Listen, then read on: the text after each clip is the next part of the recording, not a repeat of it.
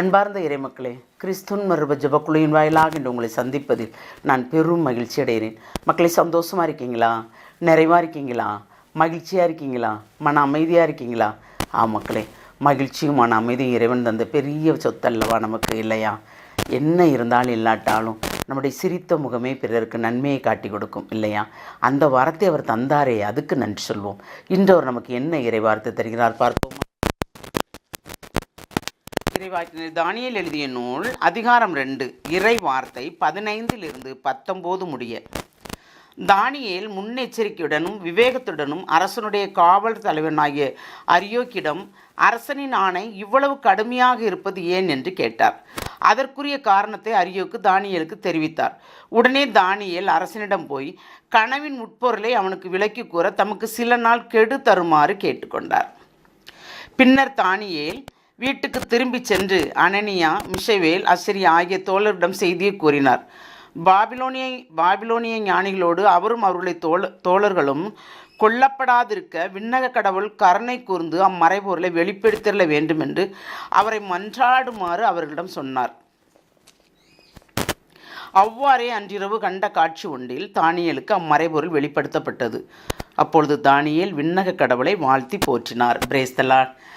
அரசன் கடுமையாக ஒரு சட்டை ஏற்றுறான். எப்படின்னா, அரசன் கண்ட கனவு. இப்போ நம்மளே கேட்போமே, அரசன் கண்ட கனவு. இப்போ நாம் ஒரு கனவு காங்குறோம், அந்த கனவை என்னன்னு சொன்னால் தானே விளக்கம் சொல்ல முடியும். இப்படியா இந்த கனவாக கண்டீங்க, இதாக பார்த்தீங்க அப்படின்னு கேட்பாங்க, இல்லையா? ஒரு காட்சின்னு வச்சுக்கிறோமே.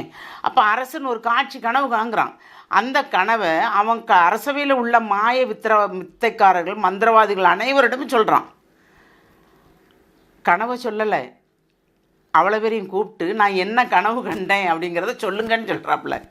இது விந்தையாக இருக்கா இல்லையா? இருக்குல்ல.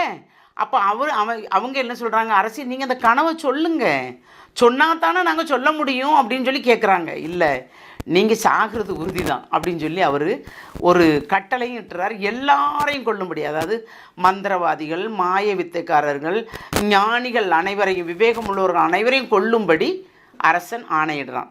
அந்த ஆணையைத்தான் தானியேல் கேட்கும்படியாகிறது. அப்போ தானியேல் என்ன செய்கிறாரு, அந்த அரியோக்கிடம், அரசனுடைய காவலர் தலைவனாகிய அரியோக்கிடம் தானியேல் போய் கேட்குறாரு, ஏன் இவ்வளவு கடுமையாக இருக்குது அப்படின்னு.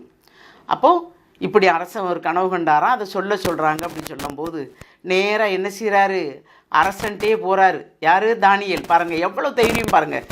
போகிறார். போய் என்ன செய்கிறாருன்னா, அரசே எனக்கு ஒரு 3 நாள் கெடு கொடுங்க, 3 நாள் பொறுத்துக்கோங்க. இந்த 3 நாளைக்குள்ள நீங்கள் என்ன கனவு கண்டீங்கன்னு நான் உங்களுக்கு அந்த மறைபொருளை விளக்குறேன் அப்படின்னு சொல்லிட்டு வந்துடுறாரு. வந்தவர் தான் மட்டும் போகலை, தந்த சகோதரர்கள் 3 பேரோடையும் சேர்ந்து, நண்பர்கள் 3 பேரோடையும் என்ன சொல்கிறாரு, கடவுள் தாமே இந்த கனவை நமக்கு வெளிப்படுத்த வேண்டும், அதனுடைய மறைபொருளையும் அவர் தான் நமக்கு வெளிப்படுத்த வேண்டும். அதனால் நீங்கள் இறைவனை நோக்கி, விண்ணக இறைவனை நோக்கி எனக்கு அந்த மறைபொருளை வெளிப்படுத்த வேண்டும் என்று மன்றாடுங்கள் என்று பரிந்துரைக்காக அந்த 3 பேரையும் கூப்பிடுகிறார். அப்போ பாருங்கள், ஒரு காரியம் நடக்க வேண்டும் என்றால் பரிந்துரை ஜெபம் எவ்வளவு மேலானது, இல்லையா? ஆமாங்க, பரிந்துரை ஜெபம் ரொம்ப மேலானது.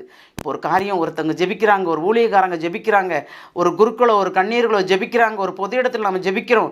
நீங்கள் பரிந்துரை பண்ணுங்கள் எனக்காக என்று அவர்கள் கேட்கும்போது, நாம் அவர்களுக்காக பரிந்துரை பண்ணும்போது, அந்த பரிந்துரையின் மூலமாக அறியாத தெரியாத அனைத்து மறைபொருளையும் அந்த ஊழியர்களுக்கோ, அந்த குருக்களுக்கோ, அந்த கண்ணியர்களுக்கோ வெளிப்படுத்தப்படும். அப்போது பரிந்துரையாளர்கள், நம்மளை மாதிரி பரிந்துரையாளர்கள் எவ்வளவு தேவையாக இருக்கிறது, இல்லையா? அப்போ பரிந்துரை ஜெபம் மேலானது என்பதை நாம் உணர்ந்து ஒவ்வொரு நேரமும் எங்கே 2 3 கூடியிருந்து நாம் ஜெபிக்கிறோமோ அந்த ஜெபங்கள் நிறைவாக கேட்கப்படும் என்றதை எண்ணத்தோடு, முழு உள்ளத்தோடு நாம் ஜெபிக்கும்போது அந்த ஜெபங்கள் நிறைவாக கேட்கப்படுது, அதனுடைய பலன்களும் நமக்கு கிடைக்கிறது, இல்லையா? அந்த வரத்தை நாம் கேட்போமா? எல்லாம் வல்ல இறைவா, ஆமாண்டவரே, இதுவரைக்கும் நாங்கள் எங்களுக்கு என்று நாங்கள் ஜெபித்திருப்போம் ஆண்டவரே. ஆமாண்டவரே, அது தவறு என்பதை இப்போ நாங்கள் உணர்ந்து கொள்கிறோம் ஆண்டவரே. அதனால் பிறருக்காக ஜெபிக்கின்ற போது நாங்கள் பரிந்துரையாளர்களாக இருந்து பிறருடைய ஜெபங்களை ஏறெடுத்து நீர் கேட்கும்படி, ஆமாண்டவரே, எங்கள் ஜெபங்கள் யாருக்கெல்லாம் தேவையோ அவர்களுக்கு ஏற்றெடுத்து அவர்கள் நன்மையான காரியங்கள் நடக்கும்படி நாங்கள் ஜெபிக்கின்ற ஜெபங்கள் ஏறெடுத்து பார்க்கப்படுகிற அந்த கிருபைக்கு நன்றி கூறம்பா. அந்த வல்லமை எங்களுக்கு நீர் கொடுத்தீரே, அதற்கு நன்றி ஆண்டவரே. ஆனாலும் நாங்கள் ஒன்றுமில்லாதவர்கள் ஆண்டவரே, வெறுமையானவர்கள். நீர்தான் இந்த வெறுமையை நிறைவுபடுத்த போறீர் என்ற நம்பிக்கையோடு எங்களை முழுமையாக உம்முடைய இரக்கத்துக்குள் ஒப்புக் கொடுக்கிறோம். ஜெபம் கேட்கும் நல்ல பிதாவே. ஆமேன், ஆமேன், ஆமேன்.